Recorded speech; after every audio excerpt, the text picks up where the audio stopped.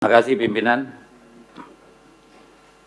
semua mitra, Pak Wamen, Pak Ibu Menteri, Bapak Menteri dan Kepala Lembaga. Saya terus terang nih dan banyak teman-teman yang lain juga udah kangen sama Pak Mendagri nih, Pak Wamen. Karena kalau tidak salah sudah 3 masa sidang nih Pak Menteri kita tidak hadir. Saya kira ini perlu menjadi perhatian bagi kita. Karena kita kangen juga nih sama menterinya, karena udah cukup lama nggak hadir, ya. Atau memang udah ada keputusan nggak datang lagi ke Komisi 2, saya nggak tahu. Tolong dipastikan. Yang kedua, Pak Menteri, saya ingin pidato ini saya kira baik aja. Juga videonya tadi, tapi kami pengen tahu, Pak, apakah kebetulan lagi kan Mendagri kita ini juga jadi pimpinan kan di Satgas Bencana Sumatera ya. Terkait kemampuan pemerintah daerah pasca bencana ini, Pak. Ya. Apakah dengan mengembalikan TKD yang tadinya akan dipotong itu sudah memadai untuk mereka melakukan tugas pokok dan fungsinya, terutama terkait dengan dampak kebencanaan itu. Dampak kebencanaan itu. Dan ini pun saya dengar tadi katanya masih ada dispute dari 10 triliun lebih yang diusulkan, yang disetujui oleh Menteri Keuangan hanya 8. Padahal kan angka-angka berbicara kepada kita itu dengan sangat-sangat jelas. Ambil contoh satu saja, ini infrastruktur. Di sini setelah saya hitung ada 4.769 fasilitas penyelenggara pemerintah desa terdampak. Kalau dikali 1 miliar aja Pak, perbaikan dan segala macam itu per unitnya itu sudah perlu 4,7 triliun. Tapi di sini dihitung hanya 320 miliar. Nah ini hitungannya kan kita harus jelas. Dan kemudian yang tanggung jawab siapa? Apakah pemerintah pusat? Apakah pemerintah daerah? Itu baru fisik bangunan kantor-kantor loh Pak. Bagaimana dengan jalan jembatan yang hancur, yang bukan nasional, yang bukan provinsi, tanggung jawab siapa? Apakah kabupaten kota lagi? Ini kan harus menjadi clear supaya para kepala daerah kita itu bisa bekerja dengan tenang Pak. Karena jangan-jangan lagi nanti ya udah pusat ngurus yang pusat-pusat aja. Selebihnya derita lu kepala daerah, kan ini nggak bagus juga buat kita. Atau akhirnya pemulihannya nggak akan pernah terjadi. Ya tidak maksimal gitu loh Pak. Lalu kemudian dari sini kan kita belajar Pak. Dari sini kita belajar bahwa Republik Indonesia ini yang ada di Ring of Fire ini, di daerah yang sangat rentan bencana, kita selalu tergagap-gagap Pak. Selalu tergagap-gagap. Setiap ada bencana kita seperti anak yang belajar berdiri, belajar berjalan, Pak. Dilihat dari sisi kebijakan, dilihat dari sisi penganggaran, itu sama sekali tidak ada sense of crisis terhadap potensi-potensi kebencanaan. Bayangkan hanya untuk tenda aja kemarin kita nunggu dari pusat datang BNPB. Itu pun presiden pulang cabut lagi itu tenda. Artinya kabupaten kotanya kan nggak punya stok. Sama sekali. Itu satu. Tidak ada sense-nya kita sama sekali. Yang kedua, nggak siap juga. Kita tidak pernah punya senario, Pak. Apakah ini karena tidak adanya sejak awal identifikasi, Pak, daerah-daerah rawan itu di mana? Dengan tingkat kemiringan, dengan jalur hidrologis dan segala macamnya itu nggak ada sama sekali, Pak. Jadi 80 tahun kita merdeka itu, ya rakyat itu memang hidup dengan sendirinya tanpa kehadiran negara, Pak. Bayangkan desa-desa bisa disapu habis.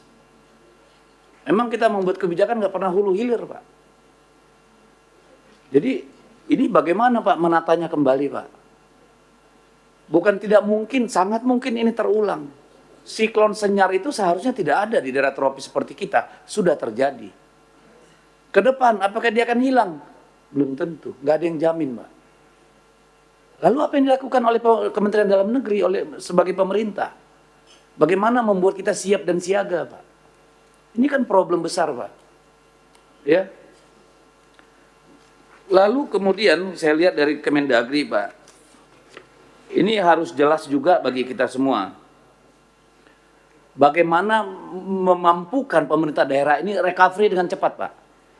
Karena kalau Pemdanya nggak recovery dengan cepat, bagaimana berharap rakyatnya recovery dengan cepat, Pak? Hari-hari ini sungai itu masih penuh dengan batang-batang pohon, Pak. Pemukiman masih penuh dengan lumpur, hampir 1 meter, Pak. Derita siapakah ini? Siapa yang harus beresin barang ini? Syukur-syukur, Pak, nggak datang lagi hujannya, Pak, ditumpahkan kayak ember, Pak. Ini kan problem, Pak. Jadi dari sisi kebijakan, kesiapan kita menghadapi persoalan yang pasti akan hadir seperti ini harus jelas, Pak. Termasuk penataan desa-desa yang beresiko, Pak. Dan saya kira, saya nggak tahu Kemendagri dan ATR BPN harus punya apa ini? Punya kewenangan juga, Pak, bicara. Tadi kan Pak Nusron bicara tentang terlalu banyak PPKH di hulu, di atas itu. Kemendagri dan ke ATR BPN itu apa? Cuma stempel, cuma nonton. Kadang-kadang pemerintah daerah itu nggak tahu, Pak, tiba-tiba hutannya udah dikasih di Jakarta sana, Pak. Tambangnya, apanya, semua. Yang ngerti persoalan itu orang daerah, Pak. Yang ngasih izin orang duduk-duduk di Kementerian Kehutanan. Sinkronisasinya kita bagaimana? Kan harus selalu ada, Pak. Ekosistem policy making kita itu kayak apa sebenarnya? Kita harus bersyukur, Pak, rakyat kita ini nggak pemarah, Pak. Ya, kemarin bendera putih cuma sebentar. Tapi percayalah ini menggerus kepercayaan rakyat terhadap pemerintah. Jadi tolonglah Kementerian Dalam Negeri sebagai salah satu leader dalam Satgas penanganan bencana ini bekerja sepenuh hati, Pak. This is not business as usual, Pak. Ini menyangkut nyawa manusia. Lalu yang kedua yang paling penting, tidak sekedar hunian, Pak. Tapi mereka mau hidup dari mana setelah bencana ini, Pak? Sawahnya dihabisin sama lumpur, ladangnya dibabat semua longsor. Kita cuma sediakan tapak hunian. Tidak ada yang bicara soal ekonomi. Apa mereka terus mau di tenda pengungsian makan dari sumbangan? Kan enggak. Mereka harus bisa hidup. Yang paling cepat gimana? Ini kan harus kita mikir juga, Pak. Berapa lama? Kan nggak bisa dimakan tuh dinding sama atap seng nanti yang dibangun itu. Ekonomi recovery-nya juga harus ada dipikirin kita. Gimana itu?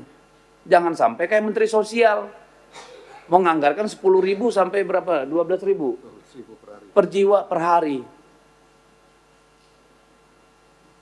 Tolong juga Kementerian Dalam Negeri, Pak, ya, mendorong bagaimana kementerian lain untuk memikirkan soal ekonomi recovery-nya mereka ini, Pak. Jadi tidak hanya hal-hal teknis, gedung dan segala macam, juga pembagian beban ini, Pak. Ini yang harus juga disampaikan. Nah, dari Pak Nusron, Menteri ATR BPN, saya kira apa yang disampaikan di halaman 4 ini udah cukup perfect, Pak. Yang hilang di sini cuma skenario dan schedule-nya, timeline-nya. Ya, di sini soal relokasi sama, Pak. Apakah cuma dikasih rumah atau ada lahan usaha? Lalu bagaimana dengan yang dulu dia punya 10 hektar, nanti dikasih berapa? Nanam apa mereka biar bisa hidup? Kan semuanya harus masuk ke dalam hitungan ini, Pak. Nah, saya dorong, Pak, supaya dilihat tuh yang dapat HGU di sana maupun ya perkebunan di sana juga dipikirkan. Kalau dia sudah perpanjangan 2 kali misalnya, Pak, perlu dipikirkan bagaimana membagi ke rakyat kalau menurut saya. Kalau sudah 2 siklus tanam di situ sawitnya, ya saya kira perlu waktunya. Jadi dikasih rakyat tanah itu tanah yang bisa memang menghidupi keluarga mereka, Pak. Anak-anaknya sekolah, jangan tiba-tiba nanti putus kuliah semua, Pak. Karena nggak ada uang, Pak. Ya, jadi ini perlu sekali saya kira timeline sama kita, Pak Menteri. Termasuk di poin 2 ini, Pak. Ini kan soal clear and clean ini kan selalu menjadi masalah sama kita. Clear and clean. Ada timeline-nya nggak itu? Clear and clean-nya itu. Bagaimana kita memastikan cepat? Karena kalau cepat menjadi kepemilikan mungkin mereka bisa masukkan itu ke perbankan Pak, bisa dapat modal buat bertani dan sebagainya. Tapi kalau nggak ada, bagaimana mereka makan Pak? Ini kan harus dipikirkan juga. Secara geologi aman, tidak jauh dari masyarakat, bla bla bla, ya itu udah sangat-sangat basic dan penting sekali, vital kalau menurut saya. Tapi soal clear and clean-nya Pak memang harus diberesi, karena kalau tidak memberi manfaat yang besar. Terutama tentu yang ditunggu oleh masyarakat itu adalah berapa luas kami dapat, di mana tempatnya, kan kira-kira seperti itu.